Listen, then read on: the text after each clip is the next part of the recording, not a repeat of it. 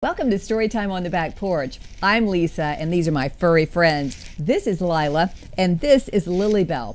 And our story is about a furry friend. His name is Granite. On our trip to Alaska, we learned all about Granite, about being a sled dog, and about a special race called the Iditarod. Now we're going to teach you a little bit about both of those with this story from Susan Butcher and Dave Monson. It's illustrated by Sarah Douglas. It's called Granite. Are you ready? Let's learn all about Granite and being a sled dog. Every year, a sled dog race crosses the frozen wilderness of Alaska. It is called the Iditarod. Starting in Anchorage, it crosses 3 mountain ranges, 2 river valleys, and the frozen Bering Sea, ending over 1,000 miles later in Nome. The race honors dogs and mushers who hauled mail, supplies, and life-saving medicine through the Alaska wilderness over 100 years ago. One dog in the Iditarod race came to epitomize the strength, courage, and intelligence of those dogs long ago. Granite.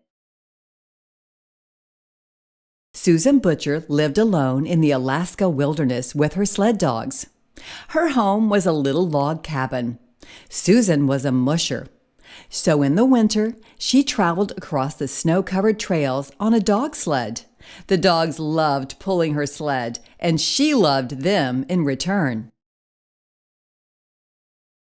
One spring day, while Susan was feeding her dogs, she heard a familiar sound. Puppies were being born. Quietly, she walked over to the barn. Listening at the door, she heard cooing. Slowly, she looked inside, and there on a cozy bed of straw were 5 newborn pups. Their mother gently nuzzled them and cleaned each one with her tongue as they lay curled up next to her. All the pups were shiny, fat, and healthy, except for one. His fur was dull, he had knock knees, and he let the others push him away from their mother. Susan loved the puppies and was proud of each one. She was always showing them off to other mushers who visited. Again and again, the visitors would say they all looked great, except for the timid one. They said that he would never become a real sled dog, and she should give him away to someone as a pet. But Susan believed in him, so she gave him a strong name, Granite.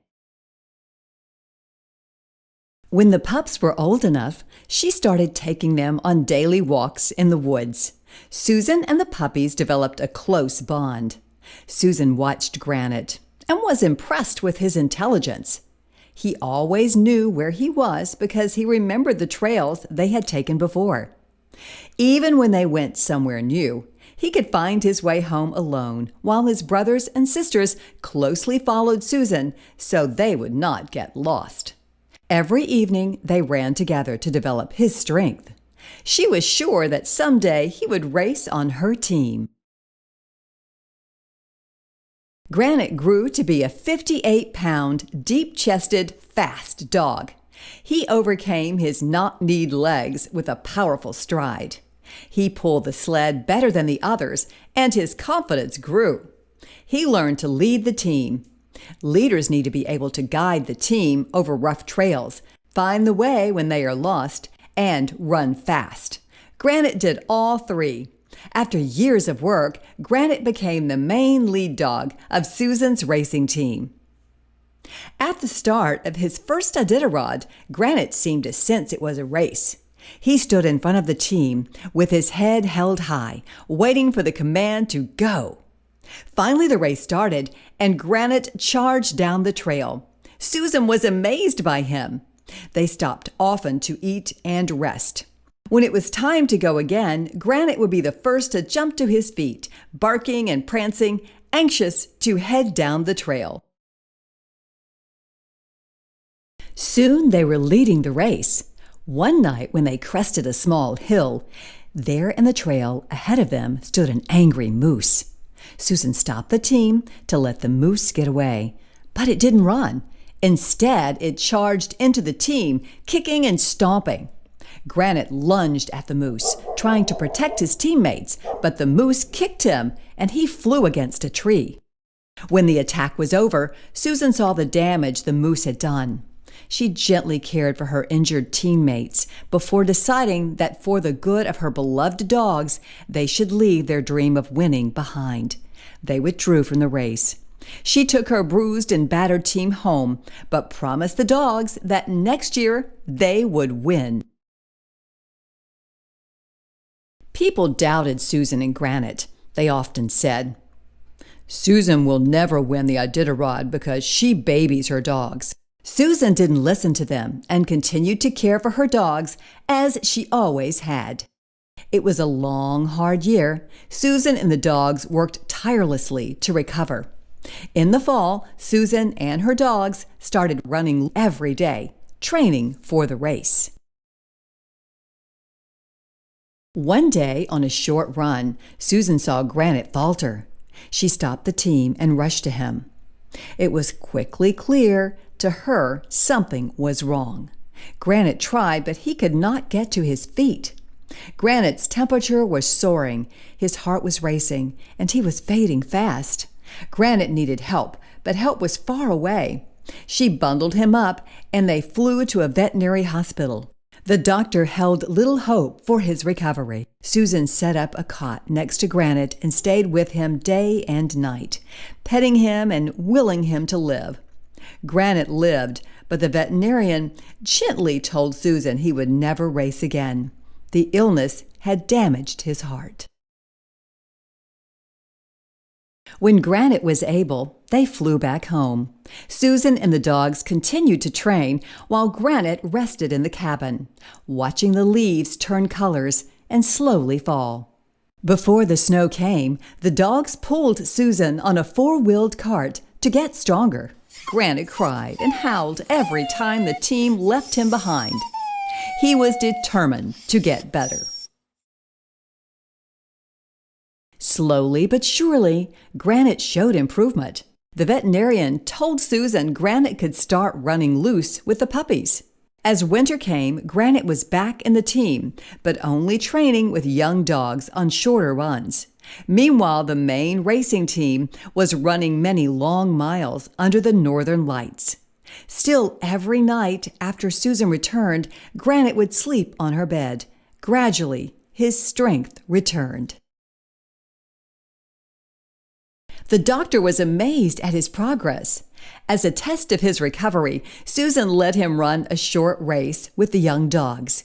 Granite proved he was healthy by leading that team to victory.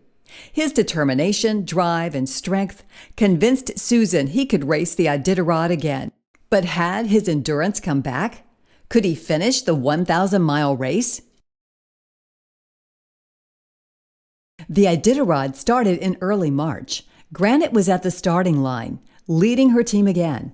To win, they had to beat last year's champion. Day after day, the two teams raced, always close to each other. The trail turned out to be tough for Susan and her team. The sled broke, and many times they were lost, but Granite never faltered. Near the end of the race, the two teams were only 17 seconds apart. Susan and Granite were ahead, but suddenly the other team passed them and pulled away. Susan thought, well, I guess second place is okay. Then she looked at the dogs working so hard and remembered her promise to them. This is our year to win. She called out to Granite, and he responded. They charged by the other team. Again, they had a small lead in the race. As they left a village 100 miles from the finish line in Nome, a furious storm hit. Susan often could not see the trail, but Granite kept on going. Finally, the snow was blowing across the ground so thick, Susan couldn't even see Granite at the front of the team. Granite had to find the trail on his own. From time to time, he would get lost, so Susan would lean into the wind and walk up to the front of the team to help him regain the trail. Together, they went on. As the storm raged, Susan's arms were becoming frozen. She could barely hang on to the sled. They had to get to shelter soon. Granite saw that Susan needed his help. Finally, Susan couldn't move at all. Her arms were hurting so badly that she was beginning to lose hope. But Granite kept forging ahead. He knew Susan was in trouble, and it was up to him to get them through. The other dogs were following his lead. If he quit, they would too, and all would be lost. He kept going, step after step, on through the blizzard. Susan was quiet and hunched over the sled. This was it. Suddenly, they saw dim lights from the next checkpoint. They had made it through the blizzard. Susan and the team rested there, eating hot meals throughout the stormy night. In the morning, they ran the last 76 miles to Nome and won the Iditarod.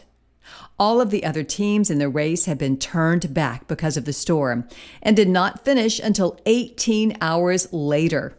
Susan and Granite had done it. They had won the Iditarod and set a new record time. The next 2 years, they won again, with Granite proudly leading the team. With Susan's love and Granite's strength, they had become unstoppable.